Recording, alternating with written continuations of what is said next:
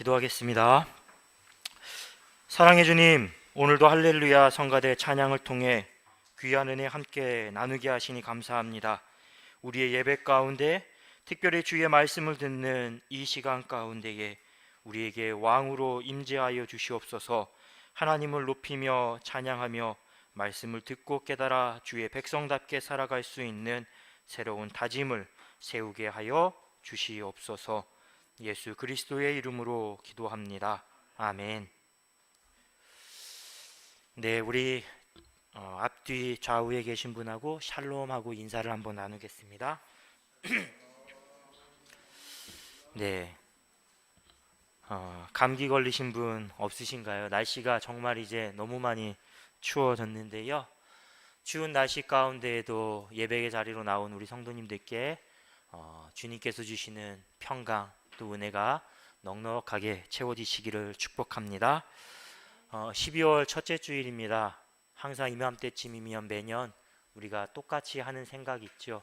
시간이 참 빠르다라는 걸 새삼 다시금 생각하고 올 한 해 무얼 했나 한 번씩 우리의 삶의 걸음들을 되돌아보곤 합니다. 여러 가지 아쉬움들 또 후회도 있겠지만 그래도 남은 한 달 동안 아쉬움과 후회에 붙잡혀 있기보다는 더 알차고 보람 있는 한 달을 보낼 수 있기를 주님의 이름으로 축복합니다. 지금 우리가 살아가는 세상은 스마트폰 하나만 있으면 언제 어디서든 모든 걸 다 할 수 있는 세상이죠. 아무리 멀리 떨어져 있는 사람이랑도 실시간으로 얼굴을 보고 대화할 수 있는 그런 세상입니다. 또 손가락 몇 번 까딱 이렇게 터치만 하면 바로바로 내가 원하는 것들을 주문해서 오래 기다리지도 않습니다. 당일 배송, 새벽 배송, 바로 다음날 아침에 현관문을 열고 나가면 바로 내 집 앞에 내가 원했던 그 물건이 딱 도착해 있는 세상입니다. 더욱이 우리 한국 사람들이 가장 많이 하고 가장 많이 듣는 말 중 하나가 무엇입니까? 빨리빨리, 서둘러라 서둘러라, 시간 없다, 이런 말들이 곳곳에서 들려오죠. 재촉하는 말들입니다. 또 TV를 켜면 주변을 둘러보면 내 마음에 드는 거 있으면 심각하게 고민하지 말고 원하는 거 있으면 바로 구입해라, 질러라 질러라, 이런 부추김들이 계속해서 우리 주변에서 끊이지 않습니다.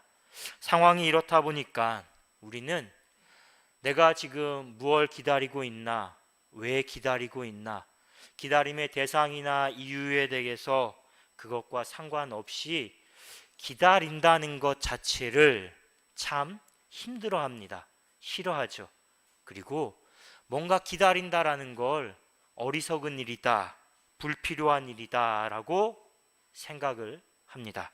그런데 오늘 제가 주보 뒷면에 실었던 한 찬양의 제목처럼 우리의 신앙도 우리의 삶도 기다림이라고 할 수 있습니다. 특별히 우리가 믿는 하나님, 그 하나님께서는 집 나간 아들을 기다리는 탕자의 아버지처럼 우리가 여러 가지 죄악을 지었음에도 불구하고 이제 오나 저제 오나 늘 우리가 주님께 돌아오기만을 기다리시는 분이십니다. 같은 맥락에서 그 하나님을 믿는 우리의 신앙의 삶, 신앙의 과제 역시 기다리시는 하나님께 돌아가는 일이라고 할 수 있습니다. 특별히 교회는요, 오늘부터 성탄절 전까지의 기간을 대림절, 아주 큰 기다림의 시간으로 지킵니다. 색깔도, 절기의 색깔도 다 초록색에서 보라색으로 바뀌었죠. 대림절 기간 동안 우리는 세 가지 차원에서 주님을 기다립니다. 첫째는 2000년 전 베들레헴에 아기 예수로 오신 주님의 성탄을 기다리고요. 두 번째는 우리 저마다의 삶의 사연들을 갖고 하나님께 기도하면서 하나님의 응답과 은혜를 기다립니다. 오늘 우리의 삶에 찾아오시는 주님을 기다리는 것입니다. 그리고 마지막으로 이제 곧 오실 종말의 주님, 이 땅에 다시 오실 주님을 기다립니다. 이렇게 우리는 과거, 현재, 미래 이 서로 다른 시공간 속에서 우리를 변함없이 찾아오시는 주님을 기다립니다. 그런데 문제는 기다림에 생각보다 많은 어려움이 뒤따른다는 사실입니다. 예를 들어서 택배를 기다릴 때의 모습을 한번 생각해 보시기 바랍니다. 누구나 한 번쯤 택배가 이 배송이 지연됐다라는 문자를 받고 짜증을 내거나 투덜거렸던 경험이 있을 것입니다. 이처럼 기다림에는요, 지루함이 있을 수도 있고 짜증, 불안, 실망 이런 여러 가지 부정적인 감정과 고통이 뒤따릅니다. 마찬가지로 주님을 기다리는 일에도 많은 어려움이 뒤따릅니다. 당장 성탄절을 기다리는 우리의 모습만 봐도 그렇습니다. 사무엘 베케트라는 아일랜드 출신의 작가가 쓴 고도를 기다리며 라는 희곡 대본이 있습니다. 고도를 기다리며. 내용은 단순합니다. 제목 그대로 에스트라 공이라는 사람과 블라드미르라는 이 두 사람이 고도를 기다리는 내용입니다. 그런데 문제가 있습니다. 도대체 기다리는 이 고도가 누구인지, 사람인지, 사물인지 모릅니다. 언제 올지도 모릅니다. 그런데도 두 사람은 그냥 습관처럼 고도를 기다립니다. 자연히 기다림의 시간은 무료함으로 채워질 수밖에 없습니다. 무료함을 이기고자 두 사람은 서로 욕설도 하고 쓸데없는 말들도 계속 늘어놓습니다. 급기야 두 사람은 기다림에 지쳐서 차라리 우리 나무에 목매달고 죽을까? 이런 이야기까지 하는데요. 이럴 수도 없고 저럴 수도 없는 상황, 그저 지루함만 계속되는 상황 속에서 기다릴 뿐인 것이죠. 마찬가지로요. 시대가 변해서 그런 건지 아니면 우리 자신이 한 살 한 살 더 나이가 들어서 세파에 지쳐서 그런 건지 주님의 오심을 기다리는 우리의 모습도 이 두 주인공의 모습과 같진 않은지 한 번쯤 생각해 보게 됩니다. 반면에 우리에게는 잘 알려지지는 않았지만 외국에서는 12월이 되면 어드벤트 캘린더라는 이 달력을 선물하는 문화가 있다라고 합니다. 어드벤트 캘린더, 우리말로 하면 대림절 달력, 기다림의 달력이란 뜻인데요. 12월 1일부터 25일까지 이 날짜가 적힌 달력에 하루하루 그 안에 성탄절을 기다리는 초콜릿과 사탕 등을 넣어두고요. 성탄절을 기다리면서 1일에 담긴 초콜릿, 2일에 담긴 사탕, 매일매일 새로운 선물을 받으면서 기쁨 가운데에 설레임 가운데에 성탄절을 기다리는 것입니다. 매일 아침 눈 뜰 때마다 이 문을 열 때마다 달력을 볼 때마다 얼마나 기쁘겠습니까? 성인들끼리 이 어드벤트 캘린더를 주고받지만 주로 아이들에게 예수님을 기다리는 마음, 그 성탄절의 의미와 기다림을 교육하기 위해서 이 어드벤트 캘린더를 선물한다고 합니다. 주님의 성탄과 재림을 또 고단한 삶 속에서 주님을 기다리는 우리에게 이런 달콤함, 이런 설레임과 기쁨이 있다면 얼마나 좋겠습니까?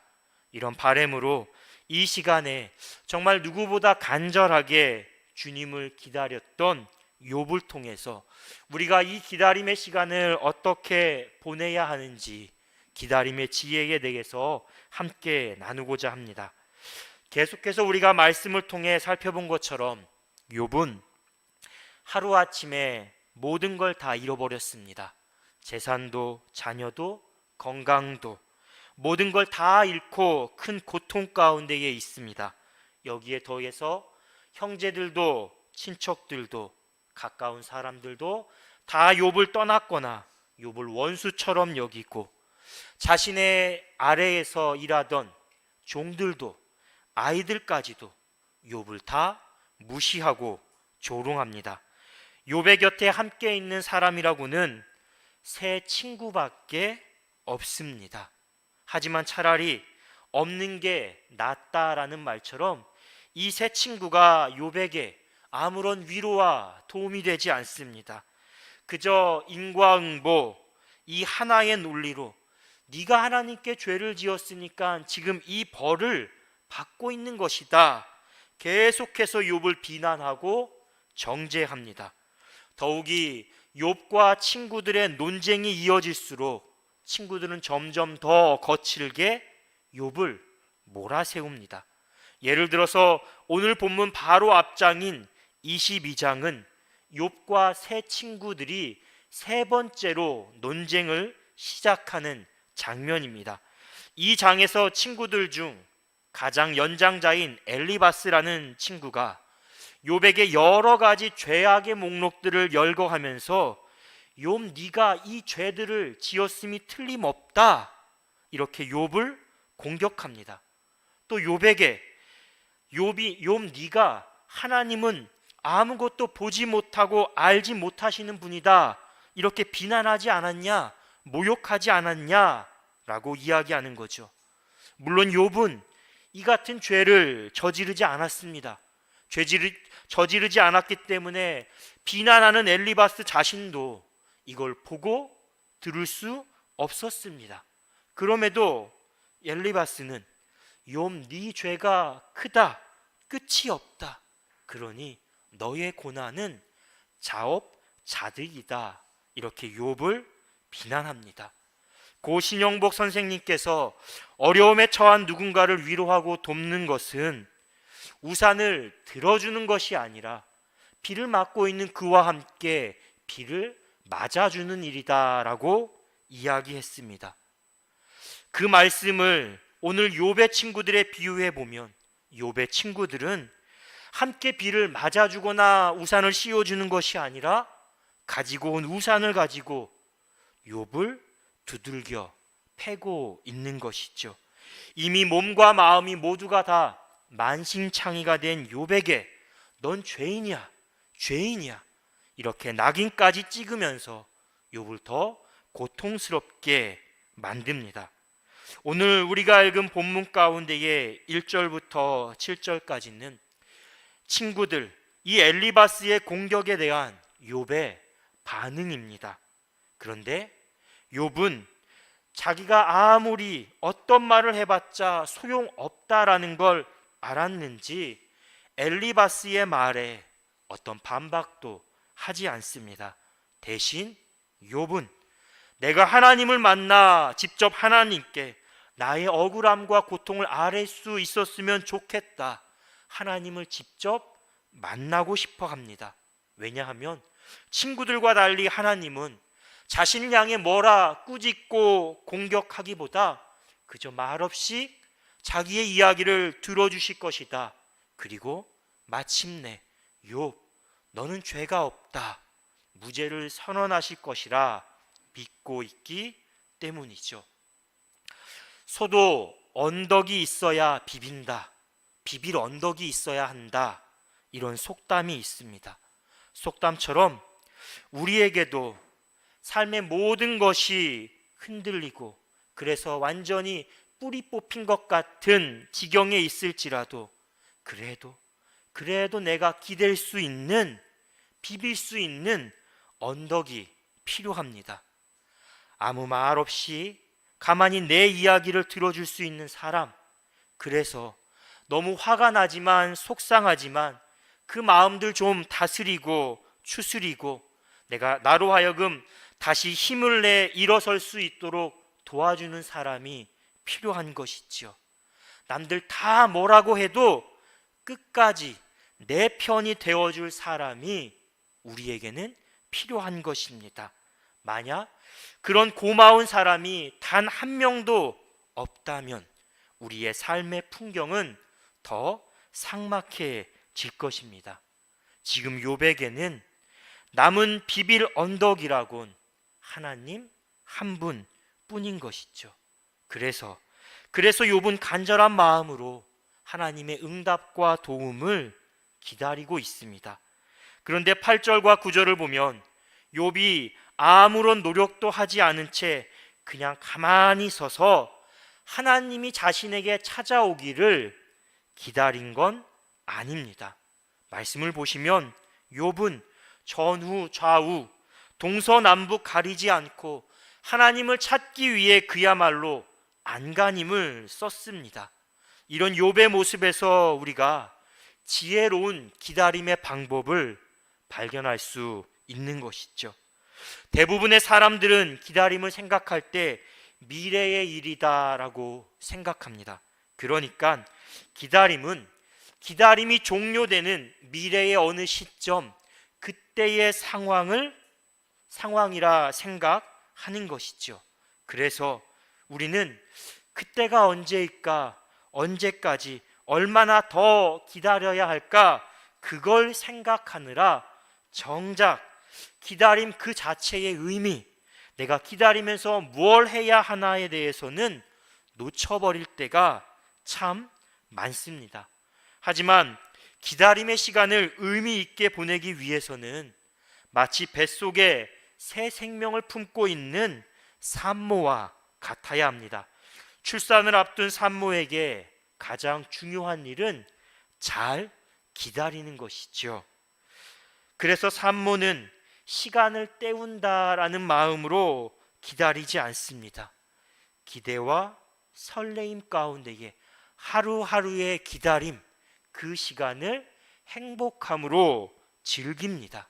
또한 태교와 육아에 필요한 여러 가지를 배우고 준비하는 것이죠. 이처럼 기다림의 시간을 의미 있게 보내기 위해서는 기다리고 있는 그날, 그 순간을 오늘로 앞당겨서 살아야 합니다. 현재의 시공간 안에서 내가 할 수 있는 일이 무엇인가를 찾고 그것을 해 나가야 하는 것이죠. 이렇게 하면 기다림이 가져다주는 여러 부정적인 감정이나 고통에 빠지지 않을 수 있습니다. 무엇보다 기다림이 마침내 현실이 되었을 때, 이루어졌을 때 기쁨과 감격을 온전히 맛볼 수 있게 됩니다. 때로는 기다림의 결과가 우리의 기대와 계획에 어긋날 때도 있습니다. 오늘 말씀 속에 욥이 그랬습니다. 전후 좌우 동서남북 가리지 않고 하나님을 찾기 위해 안간힘을 썼지만 결과가 어땠습니까? 그 어디에서도 하나님을 찾을 수 없었습니다. 마치 하나님이 욥이 찾을 수 없는 곳에, 그 어딘가에 꼭꼭 숨어버린 것 같았죠. 여러분도 아마 이런 경험을 하신 적이 있을 겁니다. 간절히 기도했습니다. 기다려도 봤습니다. 또 욥처럼 두 팔 걷고 직접 발로 뛰면서 안간힘을 써봤습니다. 근데 결과는 모두 실패입니다. 또 어떨 때는 그렇게 기다리고 기도했지만 정말 하나님마저 나에게 침묵하시고 외면하시는 것 같아서 나에게 관심이 정말 1조차 없는 것처럼 느껴졌던 그런 경험을 갖고 있을 겁니다. 그때의 허탈감, 또 그때의 무력감과 고통을 여러분은 어떻게 표현하셨습니까? 그런데 이런 고통은 비단 우리 한 사람 개인의 삶의 영역에만 국한된 것이 아닙니다. 엊그제 이스라엘과 팔레스타인이 7일간의 임시 휴전을 끝내고 다시 전쟁을 시작했다고 합니다. 지난 10월 7일에 전쟁이 시작되고 그 이후부터 지금까지 이스라엘을 제외하고 팔레스타인, 이 가자 지구에서 사망한 사람만 15,000명이 된다고 합니다. 그리고 15,000명의 약 절반가량 40%가 어린아이들이라고 합니다. 이렇게 전쟁, 전염병, 참사, 이 고통 가운데 아이들을 비롯해 무고한 사람들이 목숨을 잃어가는 그 모습을 보면서, 또 세상의 불의한 권력과 사회 구조 속에서 가난하고 힘없는 사람들이 고통 겪는 것을 바라보면서 우리는 하나님께 묻죠. 하나님, 도대체 어디 계십니까? 어디에서 지금 무엇 하고 계신 겁니까? 진정 하나님이 살아계시다면 이럴 수 없는 것 아닙니까? 하나님을 찾고 하나님께 묻는 겁니다.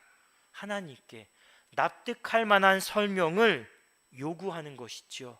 그리고 당장이라도 하나님께서 직접 개입해 주셔서 도와주시고 그 모든 문제와 고통들을 해결해 주시기를 기도합니다.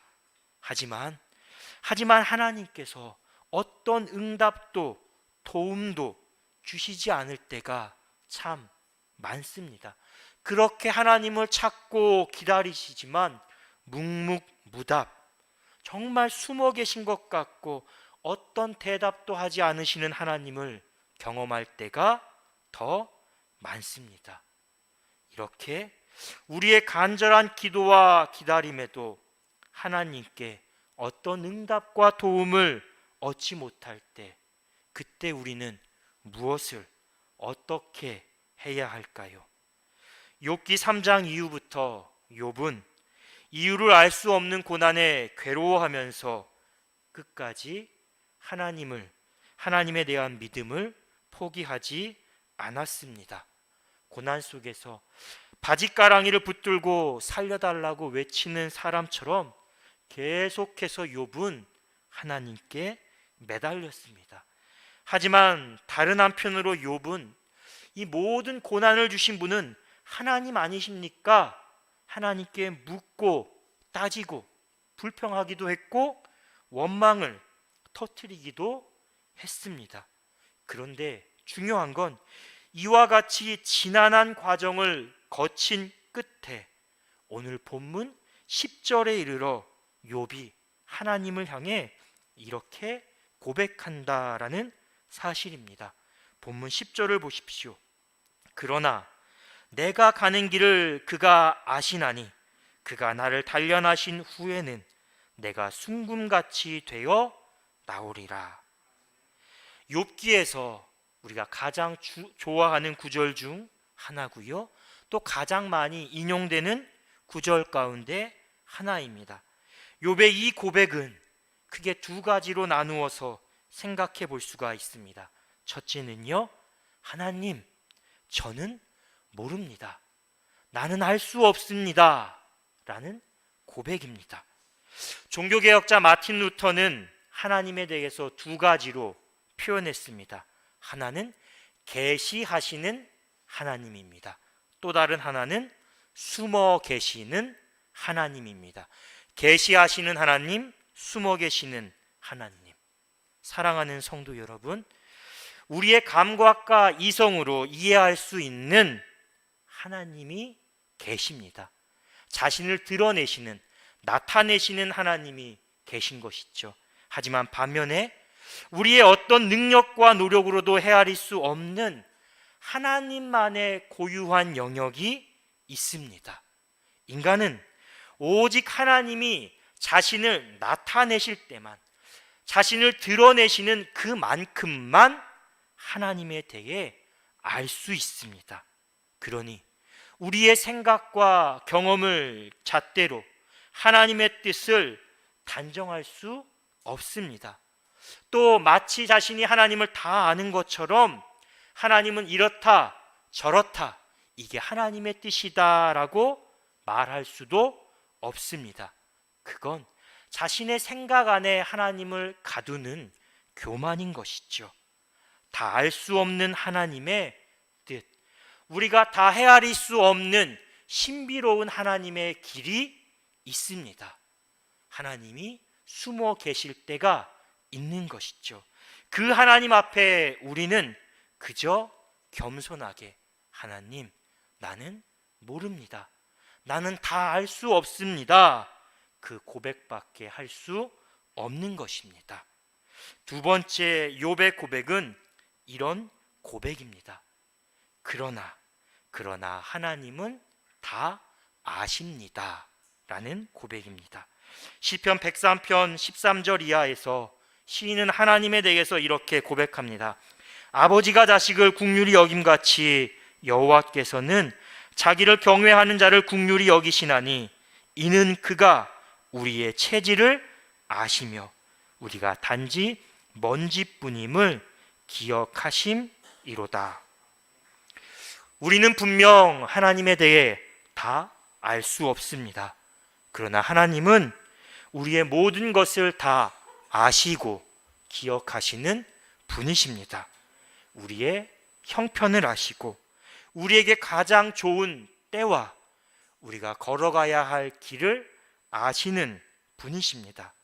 그 하나님께서 당신의 섭리와 계획에 따라 우리의 삶을 선한 길로 인도하고 계십니다. 우리 말 가운데에 길에 대한 말 중에 두 가지 단어가 있습니다. 하나는 지름길이고요. 또 다른 하나는 애움길입니다. 지름길과 애움길. 지름길은 어떤 길인지 잘 아실 겁니다.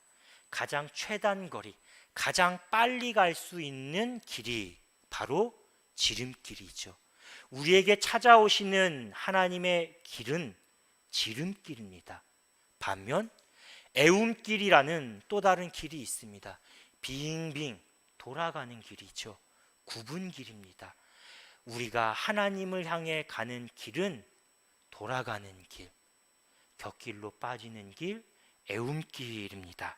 그래서 우리에게 찾아오시는 하나님의 길은 지름길이기 때문에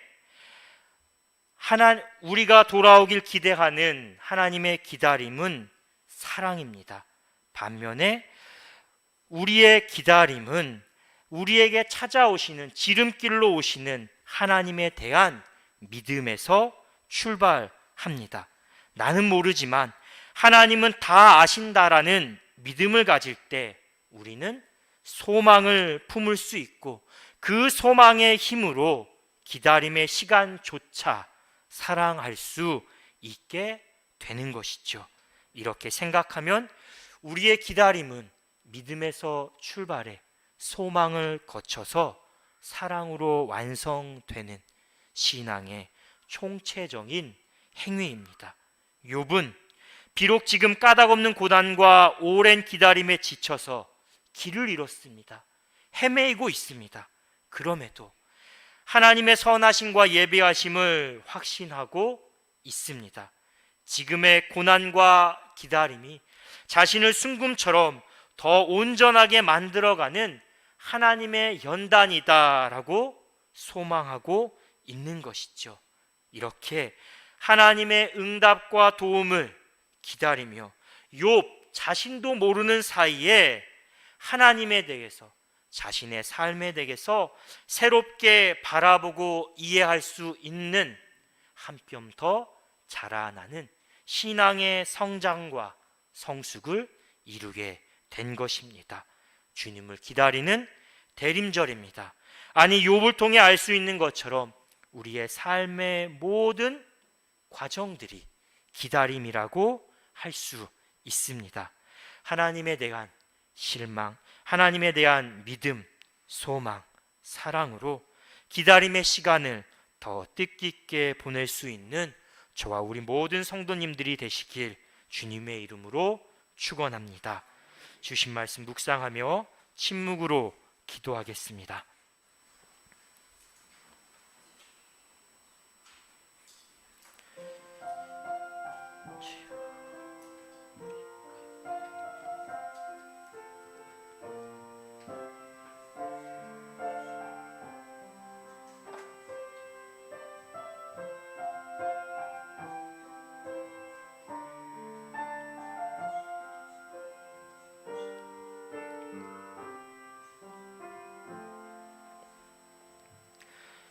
사랑의 주님, 다 이해할 수 없는 삶의 순간 속에서도 우리의 모든 것을 다 아시고 가장 좋은 길로 인도하시는 주님을 믿고 하나님의 뜻이 우리의 삶과 역사 안에 이루어지길 소망하게 하옵소서.